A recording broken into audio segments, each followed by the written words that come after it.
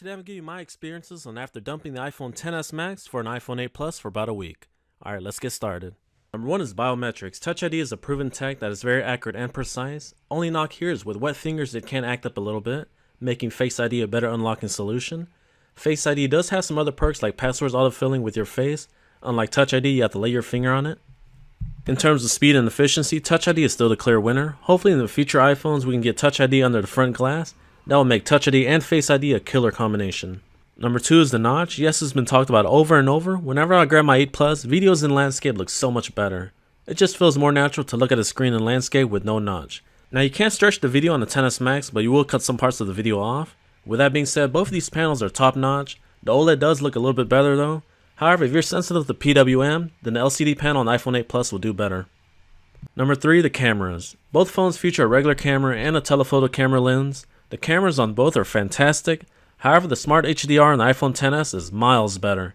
It also has a 30% larger sensor and a front-facing portrait mode. With that being said, the 8 Plus cameras are no slouch either. You also get 4K 60 just like the XS.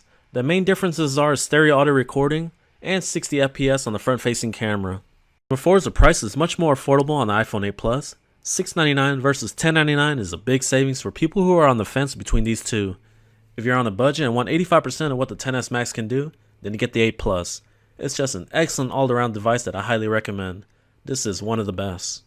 Number 5 is the battery life. I was surprised that the iPhone 8 Plus has a longer battery life than the XS Max. Yes, I know that XS Max has a higher resolution screen and Face ID, but the XS Max will only last me about a day into the night, but the 8 Plus will easily last me a day and a half. Number 6, playing games in landscape mode on the 8 Plus feels more natural. The bezels actually feel kind of like a gamepad controller. It just feels better on 8 Plus versus the XS Max.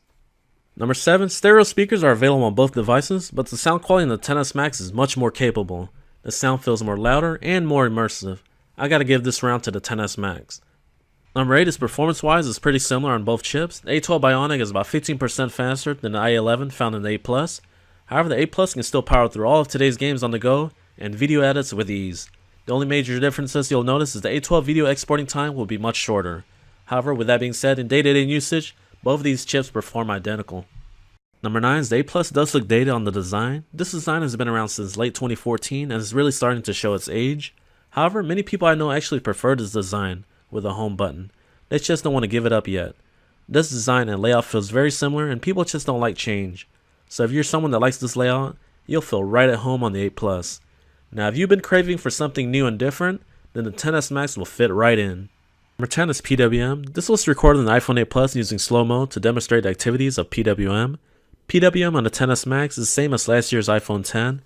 There is a small percentage of users with sensitive eyes that just cannot tolerate PWM on the iPhone XS. Most users will not be able to detect this flickering. However, a small percentage can. PWM stands for pulse width modulation. It's a certain method the display uses to dim the display, especially on OLED panels. I did notice my eyes do get kind of strained at night when using the XS Max, so I do try to limit my nighttime usage. Users with sensitive eyes can get eye strain and headaches, so if you want a PWM free panel, then stick with the LCD iPhone 8 Plus, or wait for the upcoming iPhone XR. Alright guys, so those were my 10 biggest reasons I noticed when switching back to the iPhone 8 Plus from an iPhone XS Max for about a week. Don't get me wrong guys, the iPhone XS Max is an awesome phone, but the price they're asking for is just way too much. You can get an 8 Plus for about $700, which is $400 cheaper, and the switch made me also realize how great the iPhone 8 Plus is. This is just one capable phone that can do 85% of what the XS Max can do. Okay guys, so this about wraps up this video. I hope you guys found this video helpful. If you're new to the channel, I want to thank you for stopping by and don't forget to subscribe. Thank you guys for watching and I'll catch you in the next one.